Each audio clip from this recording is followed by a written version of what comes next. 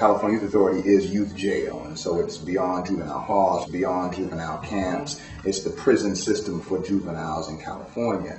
It has young people as young as, I believe, 12 or 13 years old and up to age 25.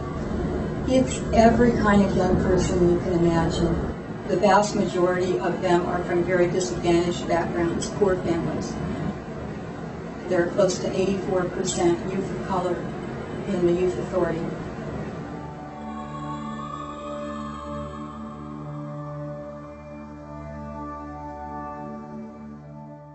An ugly incident caught on tape. A vicious beating caught on tape. The California Youth Authority is on the hot seat again, this time following the release of a videotape which shows counselors punching and kicking two wards of a Stockton youth facility.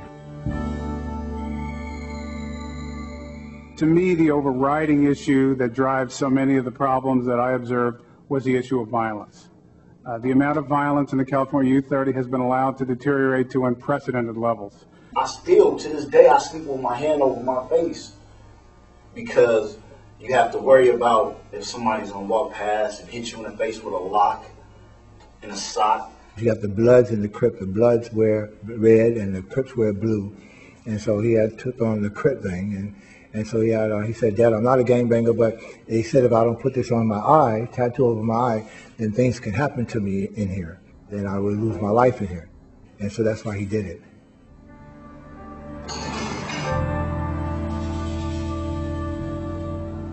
Right now my son is a 23-hour-a-day lockup with an hour outside activity in a cage. No reading material. A little window maybe to look outside, a toilet, a sink, and a bed. That's 23 hours a day lockup. They come in the morning, they take all your blankets at 6 o'clock in the morning. After that, you in that room all day is cold in just your boxers and your socks. All day until 10 o'clock at night. Since he's been in protective custody, he's gotten jumped 4 times, and it's a lockup unit. Everybody's in their own room. The only way he can possibly get injured is because of staff neglect. They weren't getting education, so we complained about that because we were entitled to that under our lawsuit. And they started this process of giving education through the food slot in the door. They didn't even open the door to give kids these pathetic little lessons. So we complained about that, and as a result of that, their wonderful solution was to create metal cages in which the young people go to school in those units.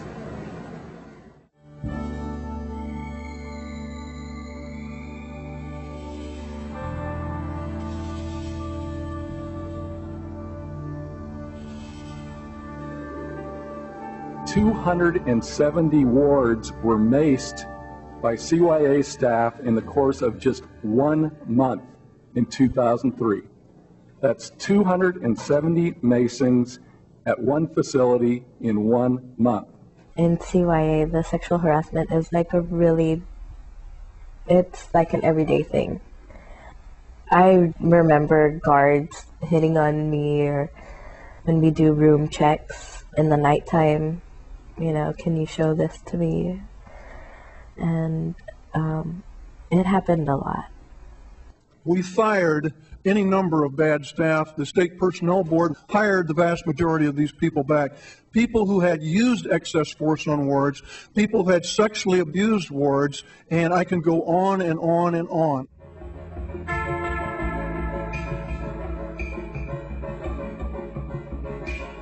On January 19th, 2 cellmates who were considered high risk for suicide were found dead in their cells in a lockdown unit at Preston.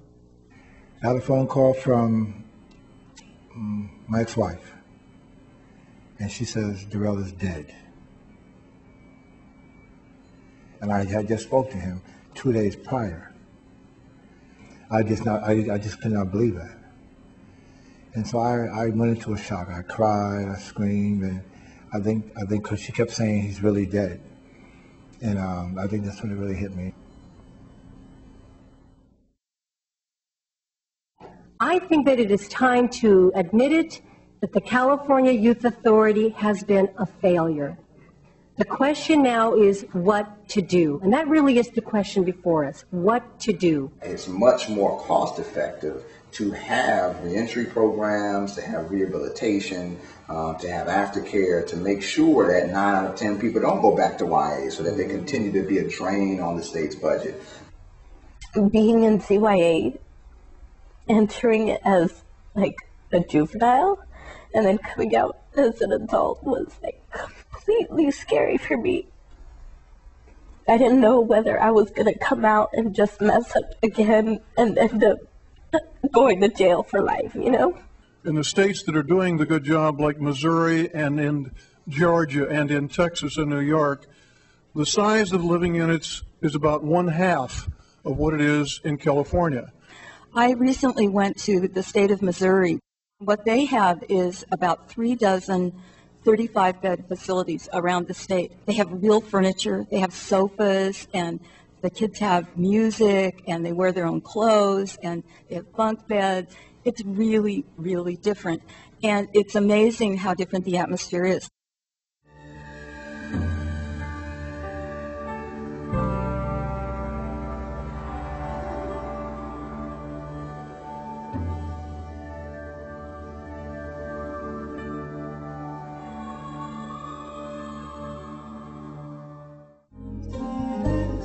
It's been exactly 100 days since 2 young men were found hanged to death in a California youth facility in Northern California.